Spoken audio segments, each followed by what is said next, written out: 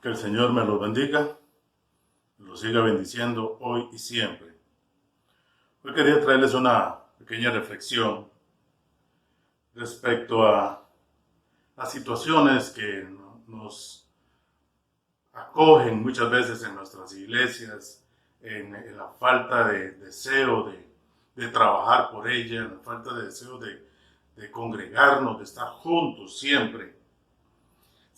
Muchas veces escuchamos, hermanos, que se hablan de problemas en la sociedad, de que se hablan de problemas en las familias, problemas en las iglesias, en el trabajo, en todo lugar. Y estamos conscientes de todo eso. Estamos conscientes, no podemos cerrar nuestros ojos de ese montón de dificultades, de ese montón de problemas que están a nuestro alrededor. Y que no es únicamente nuestro problema, sino que es problema absolutamente de todos, tanto en los hogares como en las iglesias, en nuestros trabajos, donde sea, los problemas nos dañan a todos de una u otra forma. Tal vez algunos hermanos recordarán esta ilustración que una vez les puse aquí en la congregación, respecto que había un hombre que una vez iba en un barco, todo tranquilo. Sencillamente se recostó a unos sacos ahí, se puso una manta encima y empezó a dormitar. De un momento a otro viene la tormenta, viene la tempestad, empieza la navecita a moverse de un lado para el otro, la gente corriendo, la gente preocupada de que el barco podía zozobrar, que podían naufragar, que se podía hundir la pequeña nave. Sin embargo, el hombre ahí como si no fuera con él el asunto, y todos le corrían y le preguntaban, pero levántese, ayúdenos, por favor, que mire que estamos en peligro. Y él sencillamente contestó, que se hunda el barco. De por sí no es mío, no me interesa. En otras palabras, hermanos, nosotros andamos o estamos en un mismo barco. Y todos tenemos que luchar para que este barco pueda salir a flote. Nuestra pequeña congregación tiene que salir a flote. Tenemos que luchar porque nuestra congregación crezca. Porque si no crece, es porque está enferma y debemos de buscar la raíz de esa enfermedad. Y nosotros no queremos ser parte de ese virus, de esa enfermedad, sino que tenemos que ser la sanidad a través del Espíritu Santo de Dios, que edifique y no que destruya. Soportándonos unos a otros, dice la palabra del Señor. Sé que es difícil, a veces es difícil, a veces tenemos hermanos incómodos, hermanas incómodas, pero al fin y al cabo son hermanos en Cristo. Y debemos de amarles y respetarles y seguir adelante y continuar en la vida. Así es. Hay personas que Dios pone en la iglesia con algún propósito. A veces es personas que están puyando y puyando y puyando, pero es un propósito de Dios de que esas personas estén ahí. Y tenemos que amarlas y tenemos que tratar de llevarnos bien de una u otra forma. ¿Cómo podemos decir que vive un cristiano en un país? ¿Cómo podemos decir nosotros qué estamos haciendo en nuestro país, en Costa Rica? ¿Qué es lo que Dios pide que nosotros hagamos frente a las dificultades, frente a los problemas, frente a esta pandemia que nos está agobiando, que nos tiene encerrados, que nos tiene sin trabajo, que nos tiene con muchas dificultades? ¿Qué es lo que pretende Dios al respecto? Quiero que veamos en el capítulo 2 de Nehemías, ¿qué se espera de nosotros en la crisis? Vamos a ver unos cuantos versículos del capítulo 2 de Nehemías para irle dando forma a esta meditación.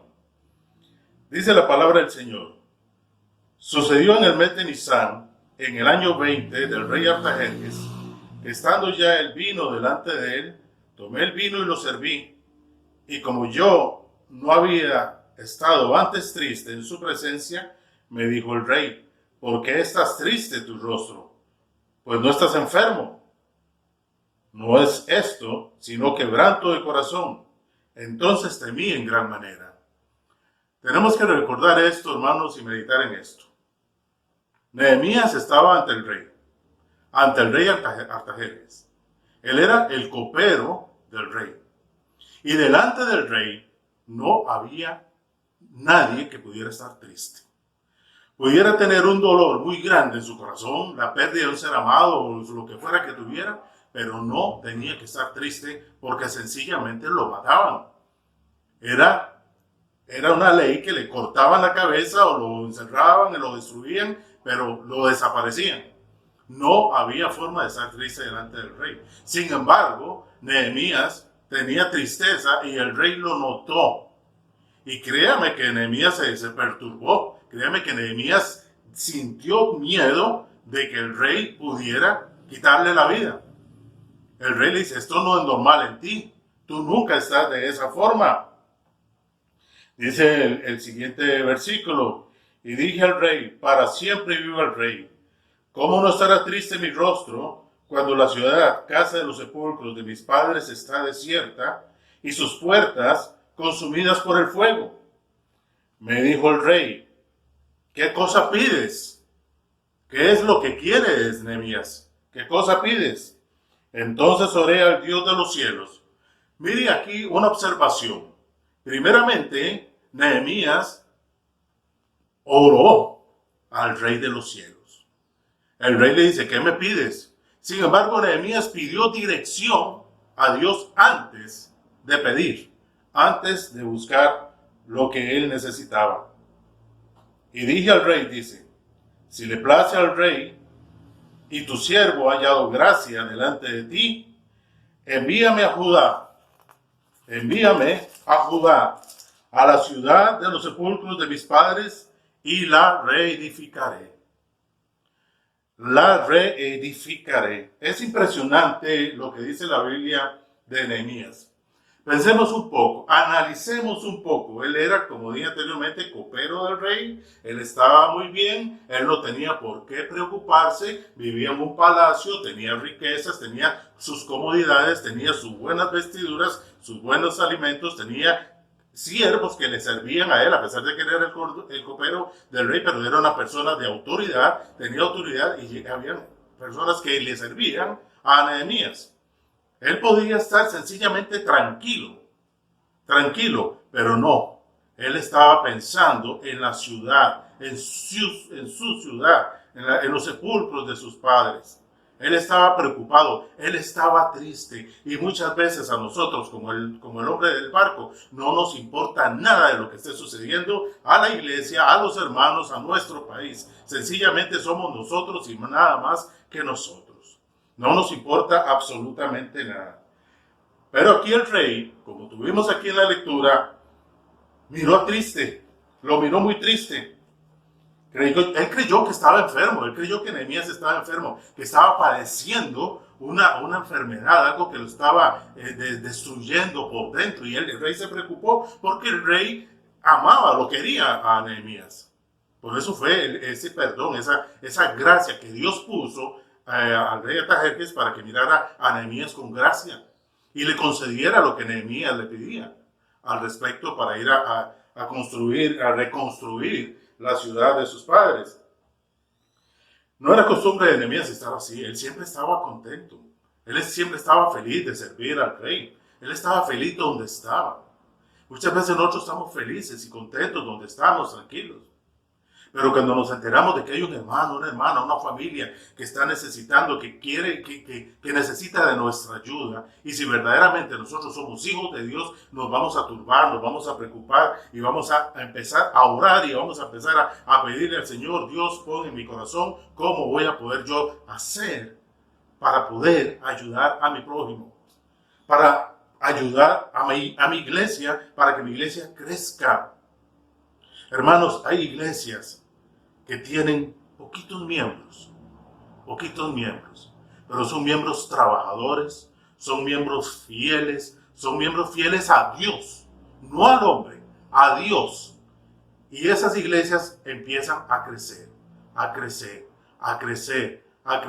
a un punto que hay que buscar un lugar más amplio para poder albergar a toda la congregación. Porque Dios bendice cuando nosotros estamos dispuestos a edificar y no a destruir. Eso es lo que debemos de meditar y pensar en nosotros mismos.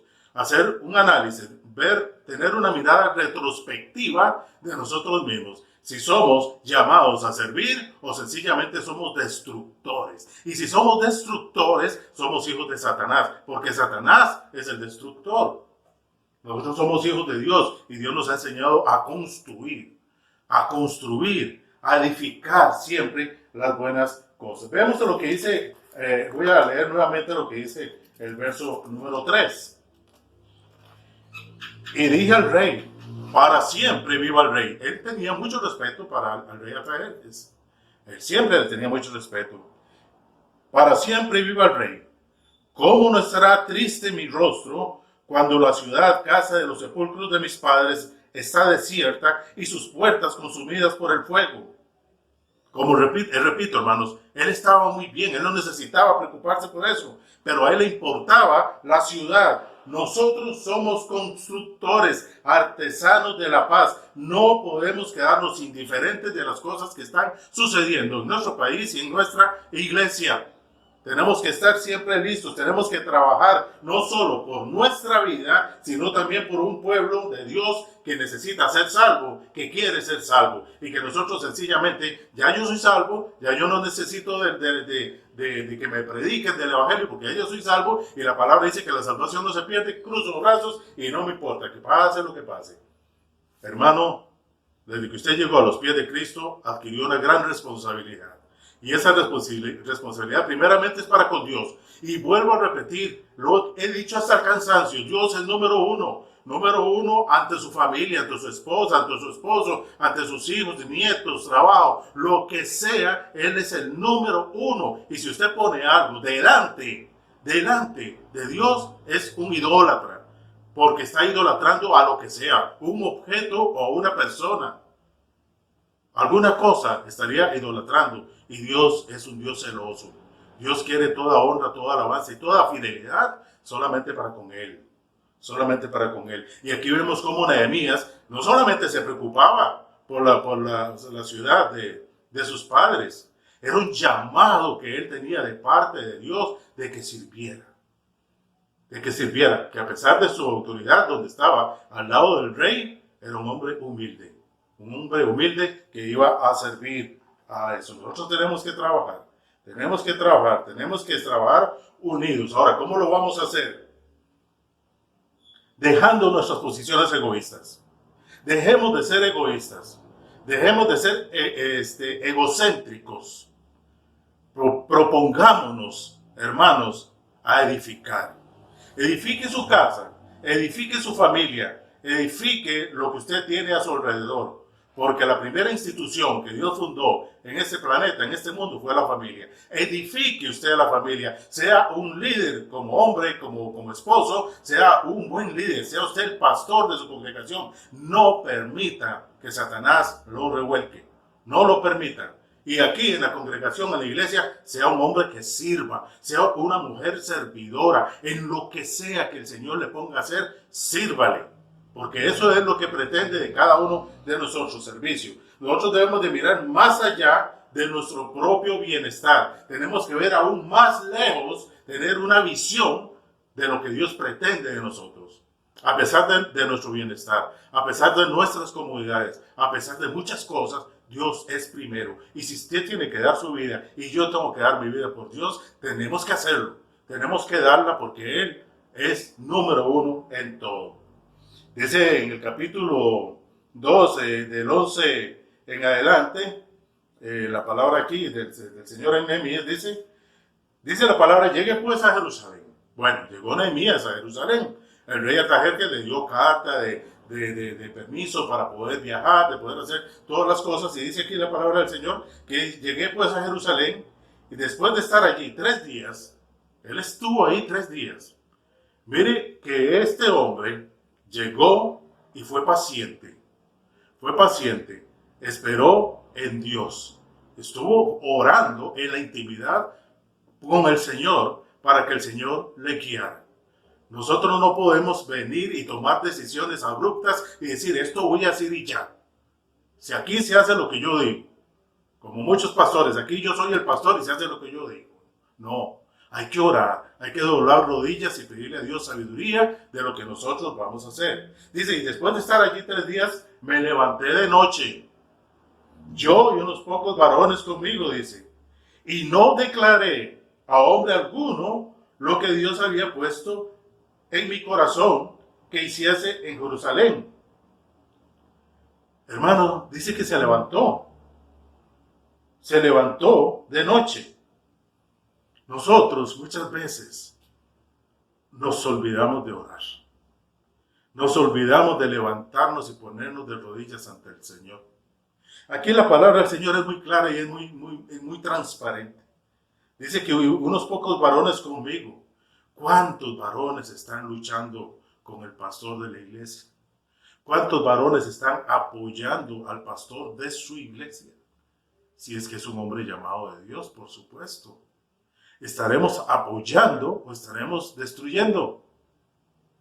Continúo con la palabra del Señor que dice: ni había cabalgadura conmigo, excepto la única en que yo cabalgaba. Era tanta la situación mala que había en esta ciudad que casi no habían monturas, no había caballos. Él llegó con su propio caballo, su propia bestia, con su cabalgadura, esperó 3 días y los demás caminaban y él iba en su caballo.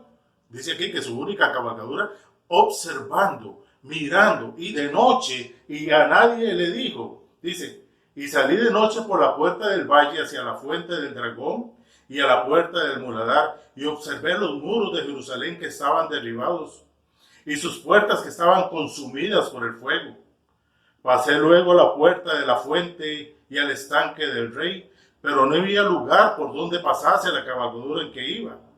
Y subí de noche por el torrente y observé el muro, y di vuelta y entré por la puerta del valle y me volví.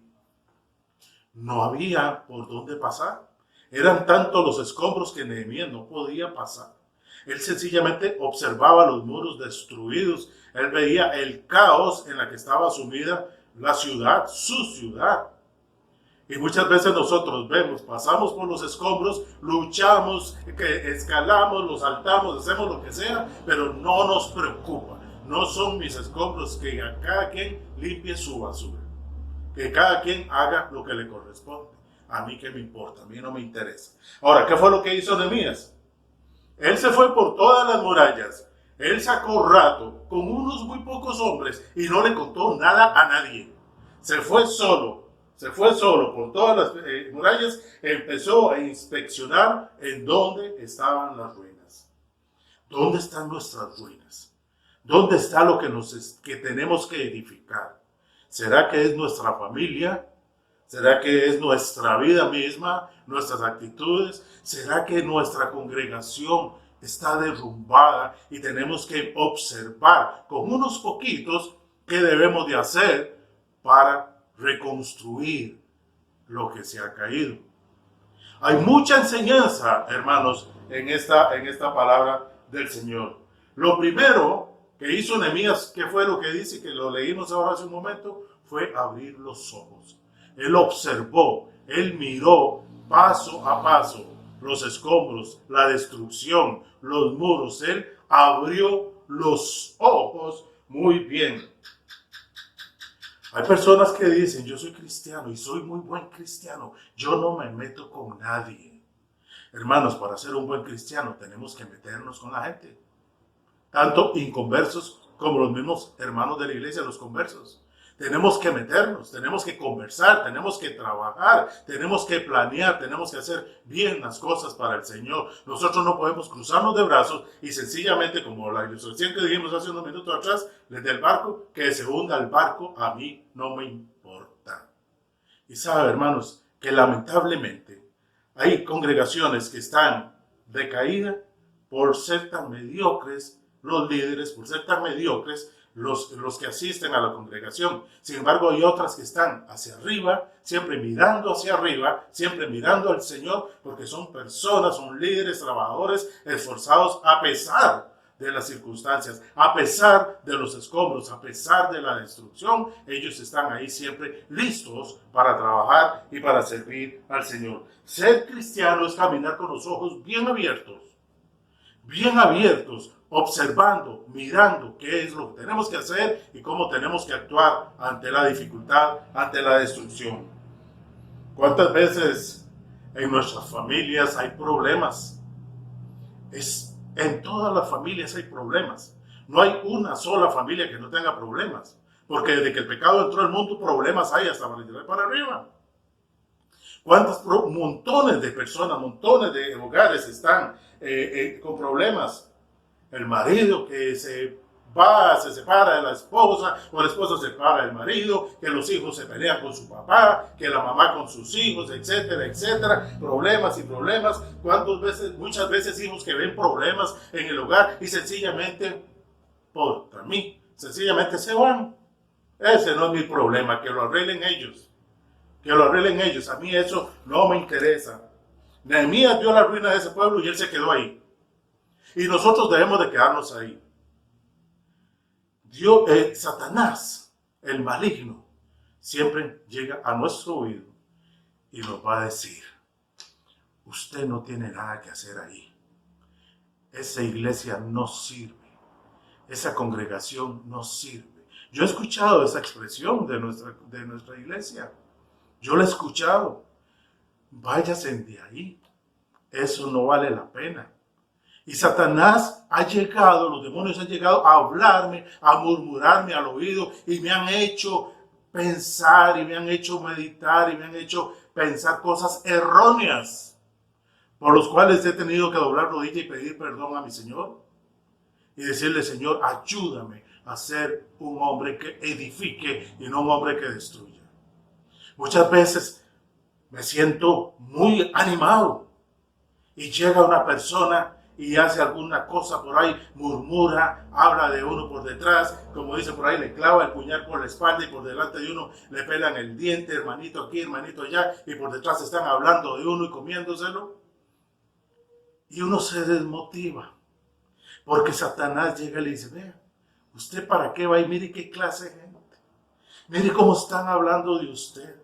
Mire cómo se lo están comiendo y usted ahí de tonto. Váyase para otra iglesia, váyase para otro lugar donde ahí trabaje. Ahí pueden que lo valoren, puede que lo pongan a trabajar, puede que lo nombren de esto, del otro. Váyase de ahí, usted ahí no está haciendo nada. Eso es Satanás murmurándole al oído. Y si Dios nos ha puesto a donde estamos es por un propósito. Es por algo que Dios nos puso aquí. Nehemías vio eso, la ruina. ¿Cuántas veces, hermanos, nosotros obviamos lo que está sucediendo? No es suficiente conocer el problema, lo importante es ponernos a trabajar. Dice la palabra del Señor en el verso 17 y 18. Le dije pues: vosotros veis el mal en que estamos, que Jerusalén está desierta. Hermanos, hay personas que ven las cosas y no les importa.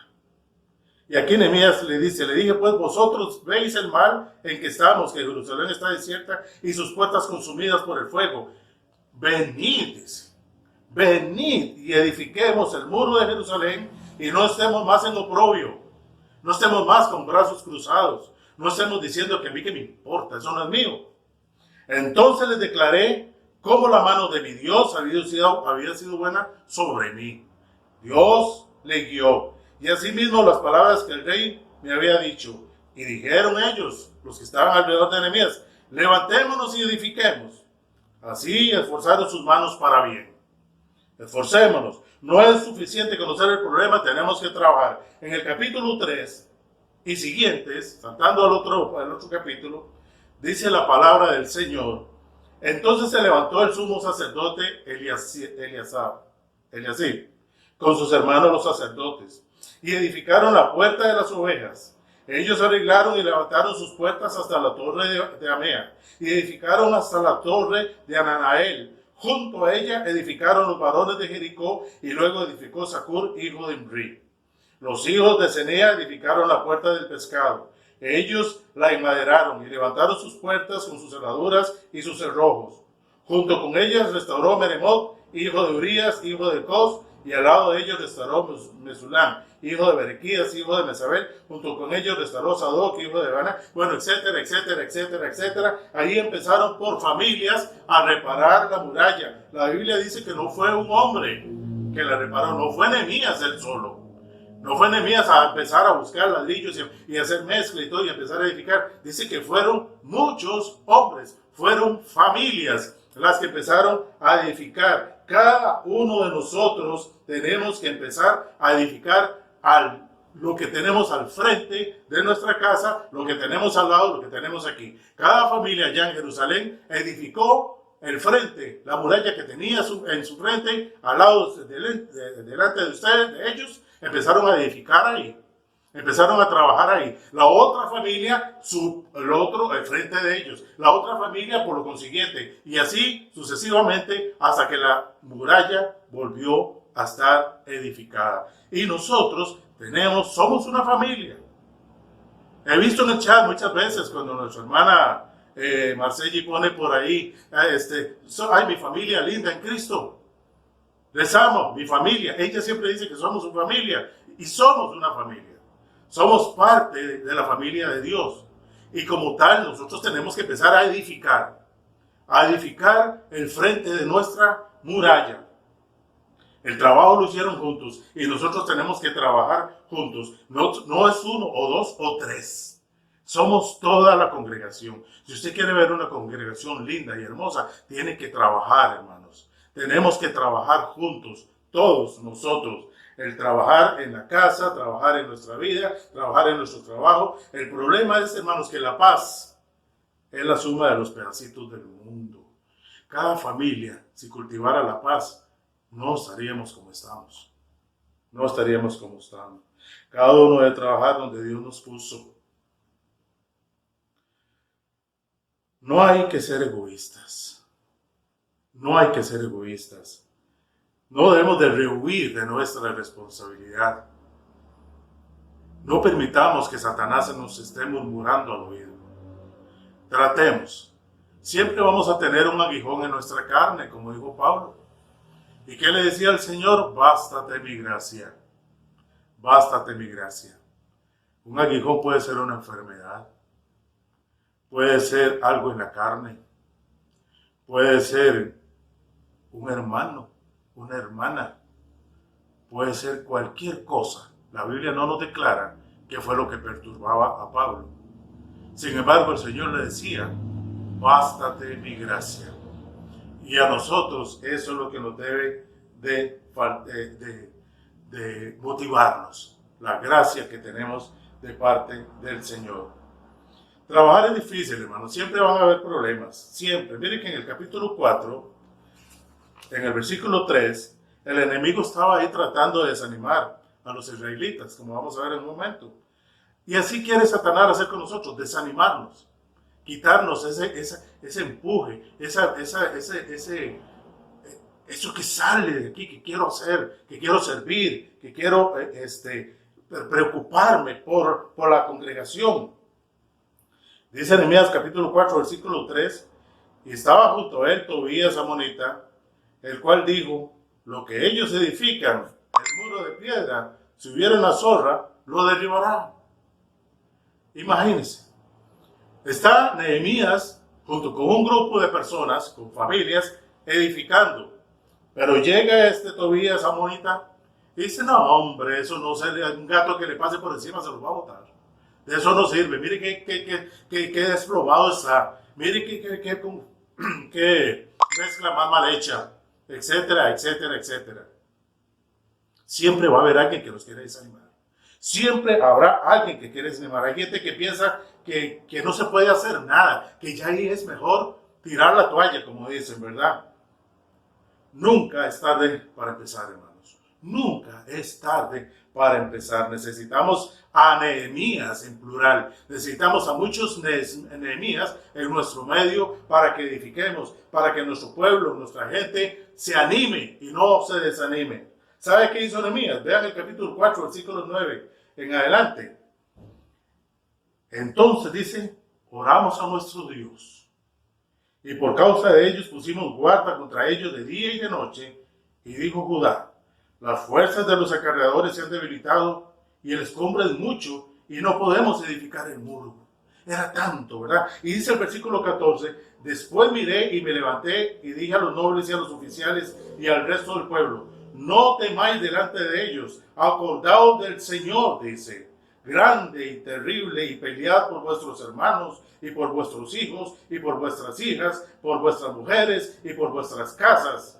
Y cuando oyeron nuestros enemigos lo que habíamos entendido y que Dios había desbaratado el consejo de ellos, nos volvimos todos al muro, cada uno a su tarea. Desde aquel día la mitad de mis siervos trabajaba en la obra y la otra mitad tenía lanzas, escudos, arcos y corazas. Detrás de ellos estaban los jefes de la casa de Judá. Nosotros tenemos que empezar a edificar. Y otro grupo de hermanos que no pueden venir a edificar, tienen que quedarse en la casa orando, doblando rodillas, poniéndose a la armadura de Dios, tener su lanza, tener su espada, tener todo cubierto, orando por los que están trabajando, por los que están edificando, vigilando que Satanás no llegue, haciendo acción de fiscalizar que Satanás no ponga estorbo, que no llegue a murmurar. Que no llegue a murmurar. Nuestra lucha no es contra personas, como dice la palabra, la lucha es contra principados, potestades del aire. Satanás es el príncipe del aire, él está en todas partes, él no está en todas partes porque él no es omnipresente, pero tiene sus demonios que andan ahí representando la maldad que él provoca. Y están ahí, están murmurando. Debemos de ponernos a trabajar construyendo nuestra muralla, construyendo nuestra Betania. Se han ido algunos hermanos. Ahí no se puede. Ahí no se puede estar. Y a mí Satanás me dijo, váyase.